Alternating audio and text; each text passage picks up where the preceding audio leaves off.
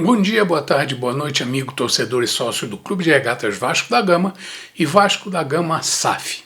Antes de falar do assunto de hoje, preciso comentar e confesso que com muita vergonha alheia dos meus amigos rubro-negros sobre o último jogo do fim de semana entre o Vasco e o Flamengo. Uma coisa que todo mundo tem que admitir é que o torcedor do Vasco, por sua história desportiva recente, reconhece que o clube não possui recursos financeiros para combater o bom combate dentro de campo com o Flamengo.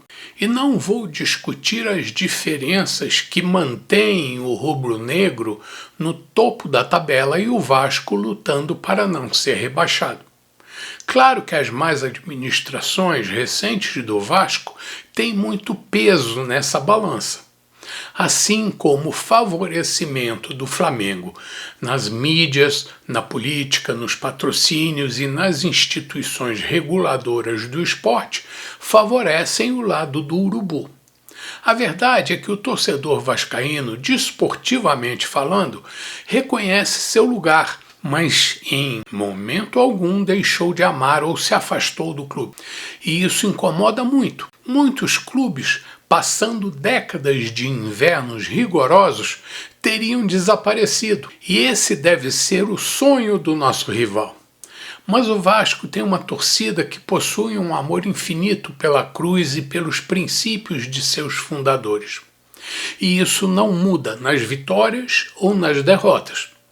No último jogo, o torcedor vascaíno sabia que o rival possuía um poderoso e caríssimo elenco de jogadores tecnicamente superiores, mas futebol não se ganha só com técnica. O empenho e o amor ao clube podem superar o talento, e o empenho dos jogadores do Vasco vem sempre das arquibancadas, que mesmo em desigualdade numérica, por jogar no campo do adversário, empurra e apoia o time dentro de campo. E não foi diferente no recente confronto. Mesmo perdendo por 2-0, o Vasco não parou de combater o bom combate e nem abaixou a cabeça para o presunçoso Flamengo. E às vezes, aliás quase sempre, o arrogante cai do cavalo. Achando ter a partida na mão, o rival foi empurrado para as cordas e acabou levando um gol aos 39 do segundo tempo, e o empate aos 51, já na prorrogação de 7 minutos. O vascaíno, humilde por natureza e pela história desportiva, encara derrotas com sofrimento, mas com resiliência, ao contrário do pedante torcedor rubro-negro que virou meme nesse final de semana. Mas será que eles vão aprender com a lição? Claro que não. Humildade não faz parte do DNA deles. Do nosso lado, resistência, adaptação e superação estão no nosso gene. Enquanto um narrador na TV comemorava o gol do rubro-negro dizendo: "É 2-0, vamos Flamengo", no gol do Vasco, ele mesmo falou: 2-1, vai Vasco, demonstrando claramente para quem estava torcendo. No gol do Flamengo, ele se incluiu, e no do Vasco preferiu ficar de fora. Mas foi um sem número de pataquadas dos tornarradores ou comentorcedores de nossas mídias compradas. Eu me diverti muito. Agora vamos para outro assunto. Está na hora de falar do Vasco de fora do campo. O futebol é o entretenimento mais popular do Brasil. É o esporte que o torcedor vascaíno ama com paixão. Nosso torcedor tem na instituição centenária da Colina Histórica, que possui uma cruz como símbolo e a igualdade como princípio, o porto seguro para extravasar o amor infinito que tem pelos bons princípios humanos.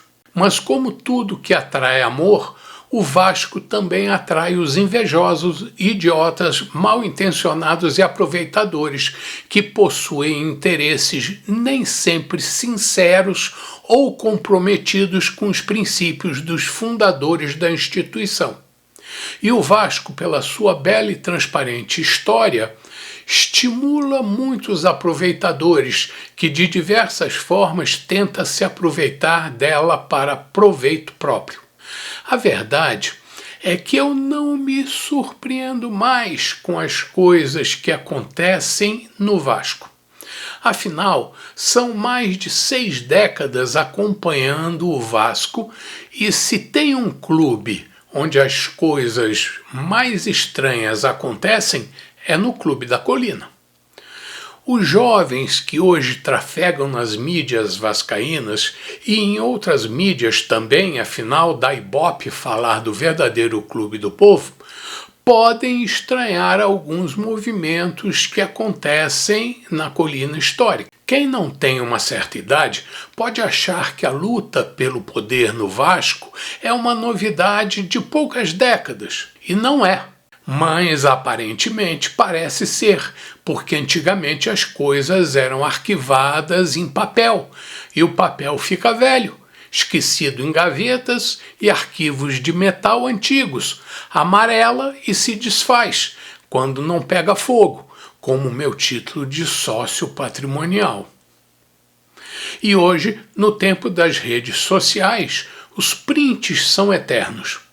Muitos comentaristas de internet, e existem muitos, acham que antigamente as coisas eram diferentes. E enganam-se. Desde sempre se tentaram efetuar arranjos e acomodações para favorecer esse ou aquele cidadão ou permitir que esse ou aquele indivíduo conseguisse espaço na administração do clube. Muitas dessas mudanças estatutárias ou regimentais foram motivadas por diversos interesses, alguns legítimos, que beneficiavam o clube, e outros nem tanto.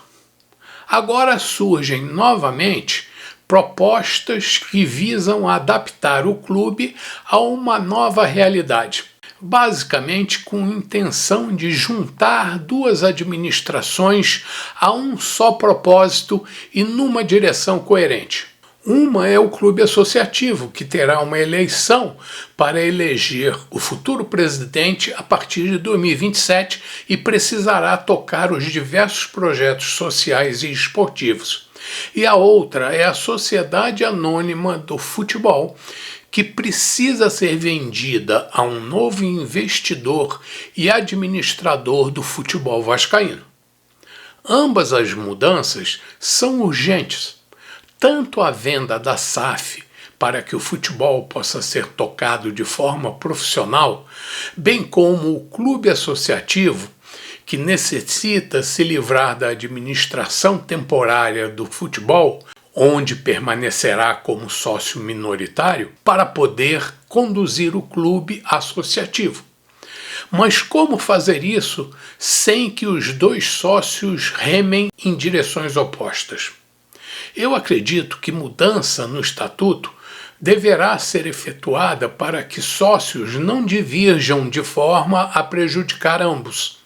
Por isso, acho que não é escandaloso, como querem algumas pessoas dizer, que mudanças para alterar o estatuto da instituição possuam intenção de beneficiar pessoas ou grupos. Essa dúvida sempre haverá, como acontece quando, no mundo corporativo, um grupo propõe absorver outro ou mesmo se separar dele. No caso do Vasco, onde a empresa SAF, que administra o futebol, está há muitos meses nas mãos do clube associativo por força de uma ação judicial, não é interessante que se percam expertises por conta de regras de quarentena que por si só não garantem o funcionamento idôneo da administração da instituição. A mudança para quebrar a restrição e permitir que pessoas que atuam no clube associativo assumam cargos na SAF e que o próprio clube associativo admita em determinadas posições pessoas remuneradas são, no meu entendimento, fruto da evolução administrativa que ocorre no mundo corporativo de hoje, principalmente quando atualmente as duas corporações estão tão intrinsecamente unidas.